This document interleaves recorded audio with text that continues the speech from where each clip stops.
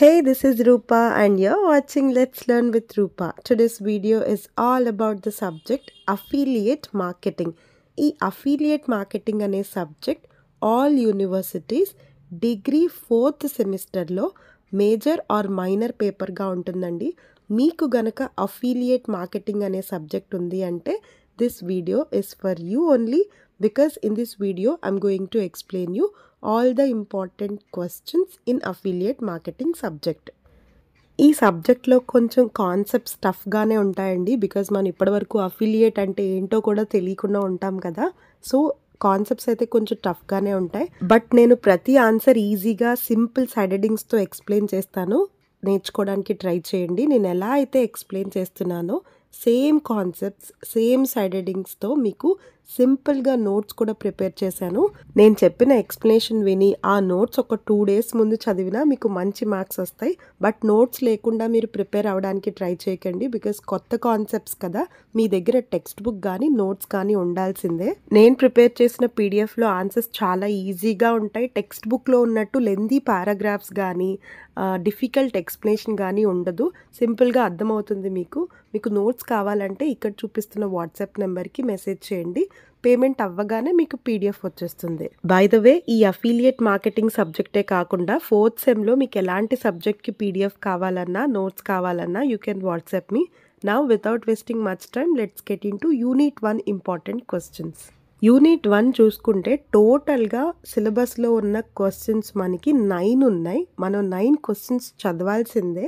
Madam ఒకే unit నుంచి 9 క్వశ్చన్సా అని అడిగితే మాత్రం మనకి ఉన్న 5 యూనిట్స్లో ఒక యూనిట్ 1 పెద్దదండి. మిగతావన్నీ చిన్న చిన్న యూనిట్స్ 2-3 క్వశ్చన్స్ అలానే ఉంటాయి. యూనిట్ 1 మాత్రం మనకి ఎక్కువ క్వశ్చన్సే ఉంటాయి. First question very important for 10 marks. Define affiliate marketing and explain how affiliate marketing works లేదా ప్రాసెస్ ఆఫ్ అఫిలియేట్ మార్కెటింగ్ అని కూడా అనొచ్చు. ఫస్ట్ అఫిలియేట్ మార్కెటింగ్ అంటే ఏంటి? ఇది మనకి చాలా తెలిసిన కాన్సెప్ట్ అండి. బట్ దీని పేరే మనకి కొత్త. మనం యూట్యూబ్లో కానీ ఇన్స్టాగ్రామ్లో కానీ రీల్స్ చూస్తూ ఉంటాం కదా. సో ఇన్ఫ్లుయెన్సర్స్ ఏం చేస్తారు, వేరే వాళ్ళ కంపెనీ ప్రొడక్ట్స్ మనకి లింక్స్గా షేర్ చేసి మనల్ని కొనుక్కోమంటారు. దీన్నే అఫిలియేట్ మార్కెటింగ్ అంటాం. It is nothing but a way to earn money by promoting other companies products or services. So ఇలా వాళ్ళు వేరే కంపెనీ ప్రొడక్ట్స్ లింక్స్ మనకి షేర్ చేసి మనం ఆ కంపెనీ ప్రొడక్ట్స్ ఈ ఇన్ఫ్లుయెన్సర్స్ ద్వారా కొనుక్కుంటున్నాము అంటే ఈ ఇన్ఫ్లుయెన్సర్స్కి చాలా మనీ వస్తుంది అనమాట. దీన్నే అఫిలియేట్ మార్కెటింగ్ అంటాము. ఇప్పుడు హౌ అఫిలియేట్ మార్కెటింగ్ వర్క్స్ అనేది చూద్దాం. అంటే ప్రాసెస్ ఆఫ్ అఫిలియేట్ మార్కెటింగ్. మీరు కూడా అఫిలియేట్ మార్కెటింగ్ చెయ్యాలి అంటే మీరేం చేయాలి అనేదే క్వశ్చన్. ఫస్ట్ స్టెప్, జాయిన్ అన్ అఫిలియేట్ ప్రోగ్రామ్. మీరు సోషల్ ఇన్ఫ్లుయెన్సర్ లేదా ఇన్స్టాగ్రామ్లో రీల్స్ చేస్తున్నారు. సో మీరేం చేయాలి, ఒక అఫిలియేట్ ప్రోగ్రాంలో జాయిన్ అవ్వాలి. అంటే నేను కూడా ప్రమోషన్స్ చేస్తాను, నేను కూడా ఈ ప్రోగ్రాంలో జాయిన్ అవుతాను అని మనం ఒక ప్రోగ్రాంలో జాయిన్ అవ్వాలి. ఫర్ ఎగ్జాంపుల్ మనకి అమెజాన్ అసోసియేట్స్ అని కానీ ఫ్లిప్కార్ట్ అఫిలియేట్ అని కానీ ప్రోగ్రామ్స్ ఉంటాయి. అలాంటి ప్రోగ్రామ్స్లో మనం జాయిన్ అవ్వాలి. Second step, add affiliate links to your online platforms. మనం అఫిలియేట్ ప్రోగ్రాంలో జాయిన్ అయిన తర్వాత మనకి ఆ ప్రోగ్రామ్ నుంచి అయితే కొన్ని లింక్స్ వస్తాయి. దాన్నే అఫిలియేట్ లింక్స్ అంటాం. ఆ లింక్స్ని మనం మన యూట్యూబ్ ఛానల్లో కానీ మన ఇన్స్టాగ్రామ్ రీల్స్లో కానీ షేర్ చేసుకోవాలి. Third step, customer clicks on your affiliate links. ఎవరైతే మీ వ్యూవర్స్ ఉంటారో మీ వీడియోస్ చూసినప్పుడు ఆ అఫిలియేట్ లింక్ మీద క్లిక్ చేస్తారనమాట. For example I follow Lasya's channel. So Lasya చాలా లింక్స్ని తన ఛానల్లో షేర్ చేస్తుంది. సో నేనేం చేస్తాను, తను వాడుతుంది కదా నేను కూడా వాడాలి ఆ ప్రోడక్ట్ అని చెప్పేసి ఆ లింక్ మీద క్లిక్ చేస్తాను. Fourth step, customer visits the merchants website. So నేను ఆ లింక్ మీద క్లిక్ చేసిన తర్వాత ఫర్ ఎగ్జాంపుల్ బేబీ ప్రొడక్ట్స్ అనుకోండి, ఆ మర్చెంట్ వెబ్సైట్ ఏదైతే ఆ బేబీ ప్రోడక్ట్ ఎవరైతే అమ్ముతున్నారో ఆ వెబ్సైట్లోకి వెళ్ళిపోతాను నేను. Fifth step, customer makes a purchase. So నేను లాసియా ఛానల్ చూసి ఇన్ఫ్లుయెన్స్ అయ్యి ఆ బేబీ ప్రోడక్ట్ ఆ వెబ్సైట్ నుంచి కొనేసుకుంటాను. Sixth step, the affiliated tracking system records the purchase. నేను ఆ ప్రోడక్ట్ కొన్న తర్వాత ఒక ట్రాకింగ్ సిస్టమ్ ఉంటుంది అఫిలియేట్ మార్కెటింగ్లో. ఆ ట్రాకింగ్ సిస్టమ్ ఏం చేస్తుందంటే, నేను ఈ ఇన్ఫ్లుయెన్సర్ లాస్యా ఛానల్ చూసే ఆ ప్రోడక్ట్ కొనుక్కున్నాను అని చెప్పి నోట్ చేసుకుంటుంది. 7th step, the transaction is credited. So నేను కొనుక్కున్నట్టు లాస్యా ఛానల్లో కూడా ట్రాన్సాక్షన్ క్రెడిట్ అవుతుంది. Last step, you earn a commission. So Lasya వల్లే నేను ఆ ప్రోడక్ట్ కొనుక్కున్నానని అఫిలియేట్ మార్కెటింగ్ ట్రాక్ చేసి లాస్యాకి కమిషన్ అయితే పే చేస్తుంది. So this is how affiliate marketing works. మీకు ఈజీగా అర్థమైందని అనుకుంటున్నాను. సో అఫిలియేట్ మార్కెటింగ్ అని ఎలాంటి క్వశ్చన్ వచ్చినా ఈ పాయింట్స్ ఎక్స్ప్లెయిన్ చేయండి. Second question, what are affiliate program payment methods? ఇందాక చెప్పాను కదా, ఇన్ఫ్లుయెన్సర్స్ అఫిలియేట్ మార్కెటింగ్ ద్వారా చాలా కమిషన్ అయితే ఎర్న్ చేస్తారని. సో అది ఎన్ని విధాలుగా వాళ్ళకి పేమెంట్ వెళ్తుంది అనేది question. First one, pay per click. నేను ఇందాక చెప్పిన ఎగ్జాంపులే యూస్ చేస్తున్నాను. సో నేను లాస్ట్ ఇయర్ ఛానల్ చూస్తున్నప్పుడు ఒక బేబీ ప్రోడక్ట్ మీద లింక్ మీద క్లిక్ చేశాను. సో ఇలా క్లిక్ చేసినందుకు కూడా లాస్యాకి కొంత అమౌంట్ అయితే కమిషన్గా వెళ్తుంది. దీన్నే పీపీసీ, పేపర్ క్లిక్ అంటాం. Second one, paper action, PPA. ఈ మెథడ్లో నేను జస్ట్ క్లిక్ చేస్తే లాస్యాకి ఎలాంటి కమిషన్ వెళ్ళదు. నేను ఆ ప్రోడక్ట్ కొంటేనే లాస్యాకి కమిషన్ వెళ్తుంది. దీన్నే పేపర్ యాక్షన్ అంటాం. Third one, paper impression. ఈ పేమెంట్ మెథడ్లో ఓన్లీ వ్యూస్ వల్లే లాస్యాకి కమిషన్ వెళ్ళిపోతుంది. ఫర్ ఎగ్జాంపుల్, ఒక వీడియోలో లాస్యా ఒక స్కిన్ కేర్ ప్రోడక్ట్ ప్రమోట్ చేస్తుంది. సో ఆ వీడియోకి ఒక 1000 వ్యూస్ ఉన్నాయనుకోండి, ఆ వ్యూస్ బట్టి కూడా లాస్యాకి కమిషన్ వెళ్తుంది. దీన్నే పేపర్ ఇంప్రెషన్ అంటాం. సో పేమెంట్ అని ఎలాంటి క్వశ్చన్ వచ్చినా మీరు ఈ 3 టైప్స్ ఆఫ్ పేమెంట్స్ ఎక్స్ప్లెయిన్ చేస్తే సరిపోతుంది. Third one, very important for 10 marks and 5 marks also. What are cookies and explain cookie stuffing. Cookies అని ఎలాంటి క్వశ్చన్ వచ్చినా నేను ఇప్పుడు చెప్తున్న కాన్సెప్ట్ గుర్తుపెట్టుకోండి. ఇక్కడ కుకీస్ అంటే బిస్కెట్స్ కాదు, మీకు ఆల్రెడీ తెలుసు, మీరు ఆల్రెడీ సబ్జెక్ట్ చదువుతున్నారు కాబట్టి. కుకీస్ అంటే మనం ఏదైనా వెబ్సైట్ కానీ ఏదైనా యాప్ కానీ ఓపెన్ చేసినప్పుడు మనకి తెలియకుండానే ఆ యాప్కి సంబంధించిన కొంత డేటా మన ఫోన్లో స్టోర్ అయిపోతుంది అనమాట. దాన్నే కుకీస్ అంటాము. సింపుల్గా చెప్పాలంటే cookies are small data files stored on a users device when they click on a link. ఇక్కడ అఫిలియేట్ మార్కెటింగ్లో కుకీ స్టఫింగ్ అంటే ఏంటంటే, అఫిలియేట్ మార్కెటింగ్లో చాలామంది అనెథికల్గా కమిషన్ అనేది ఎర్న్ చేస్తారు. అంటే వాళ్ళ వల్ల ఆ ప్రోడక్ట్ ఎవరు కొనుక్కోరు, బట్ వాళ్ళకి కమిషన్ మాత్రం వచ్చేస్తుంది. సో దీన్నే కుకీ స్టఫింగ్ అంటాం. ఇది ఎలా చేస్తారంటే, first step, customer visits the affiliates website. నేను ఇందాక చెప్పిన ఎగ్జాంపులే కంటిన్యూ చేస్తున్నాను. నేను నార్మల్గా లాస్యా ఛానల్లో విజిట్ చేశాను అనమాట. Second step, customer leaves without clicking an affiliate link. ఆ వీడియోలో లాస్యా ఒక skin care product link share చేసింది, బట్ నేను ఆ లింక్ మీద ఏమీ క్లిక్ చేయలేదు. మామూలుగా వీడియో చూసి వెనక్కి వచ్చేసాను. Third step, cookies are silently added to the customers device. నేను లాస్యా ఛానల్లో వీడియో చూడడం వల్ల లాస్యా ఛానల్కి సంబంధించిన బ్యాక్గ్రౌండ్ డేటా నా డివైస్లో స్టోర్ అయిపోతుంది నాకు తెలియకుండానే. Fourth step, customer later makes a purchase. ఇది జరిగి చాలా రోజులు అయిన తర్వాత నేను ముందు లాస్యా ఛానల్లో ఏదైతే స్కిన్ కేర్ ప్రోడక్ట్ చూశానో అది కొనుక్కున్నాను, బట్ లాస్యా చెప్పడం వల్ల కాదు. తర్వాత నేను వితిక వీడియో చూసి వితిక బాగా ఎక్స్ప్లెయిన్ చేసిందని చెప్పి ఇన్ఫ్లుయెన్స్ అయిపోయి నేను ఆ ప్రోడక్ట్ కొనుక్కున్నాను. Fifth step, affiliate software identifies cookies on the customer device. నేను కొన్ని డేస్ క్రితం లాస్యా వీడియో చూసినప్పుడు కుకీస్ నా డివైస్లో స్టోర్ అయిపోవడం వల్ల లాస్యాకి ఈ పర్చేస్ క్రెడిట్ అయిపోతుంది. అంటే తన ప్రమేయం లేకుండానే తనకి కమిషన్ వచ్చేసింది. దీన్నే కుకీ స్టఫింగ్ అంటాం. ఇదొక fraudulent way to earn commission through affiliate marketing. Fourth question, explain differences between affiliate marketing and AdSense. Affiliate marketing అంటే మీకు ఆల్రెడీ తెలుసు, ఫస్ట్ క్వశ్చన్లో మీనింగ్ చెప్పాను. యాడ్సెన్స్ అంటే చూద్దాం. గూగుల్ యాడ్సెన్స్ అనేది కూడా ఒక అడ్వర్టైజ్మెంట్ ప్రోగ్రామే. యూట్యూబ్ అకౌంట్ ఉన్న వాళ్ళకి, ఇన్స్టాగ్రామ్ అకౌంట్ ఉన్న వాళ్ళకి ఈ యాడ్సెన్స్ గురించి ఈజీగా అర్థమవుతుంది. ఫర్ ఎగ్జాంపుల్ నాకు ఉంది కాబట్టి నేను చెప్తున్నాను. నేను యూట్యూబ్ స్టార్ట్ చేసిన తర్వాత గూగుల్ యాడ్సెన్స్లో కూడా నేను సైన్ అప్ అయ్యాను. ఈ గూగుల్ యాడ్సెన్స్లో సైన్ అప్ అయిన తర్వాత మనకి ఒక కోడ్ వస్తుంది. అది యాక్టివేట్ అయిన తర్వాత ఎవరైనా నా యూట్యూబ్ ఛానల్లో వీడియోస్ చూస్తున్నప్పుడు ఈ గూగుల్ కొన్ని యాడ్స్ ప్లే అయ్యేలాగా చేస్తుంది. ఆ యాడ్స్ ద్వారా గూగుల్‌కి చాలా మనీ వస్తుంది. అందులో కొంత మనీ నాకు కూడా ఇస్తది. సో, దీన్నే గూగుల్ యాడ్‌సెన్స్ అంటాము. ఫర్ ఎగ్జాంపుల్ నా వీడియో చూస్తున్నప్పుడు మీకు జొమాటో యాడ్ వచ్చింది. సో, జొమాటో వాళ్ళు గూగుల్‌కి మనీ పే చేస్తారు. అండ్ అందులో కొంత మనీ గూగుల్ నాకిస్తది. సో, దీన్ని గూగుల్ యాడ్‌సెన్స్ వర్కింగ్ అంటాము. సో, దీని గురించి మీకు ఇక్కడ నేను ఒక డయాగ్రామ్ కూడా చూపిస్తున్నాను. అది ఎయడానికి ట్రై చేయండి. అండ్ డిఫరెన్సెస్ అడిగినప్పుడు ఇక్కడ చూపిస్తున్న టేబుల్ రాయడానికి ట్రై చేయండి. Fifth question, explain email spam. Spam emails అంటే మనందరికీ తెలుసు. మనం మెయిల్ ఓపెన్ చేస్తే హండ్రెడ్స్ ఆఫ్ మెయిల్స్ వస్తాయి.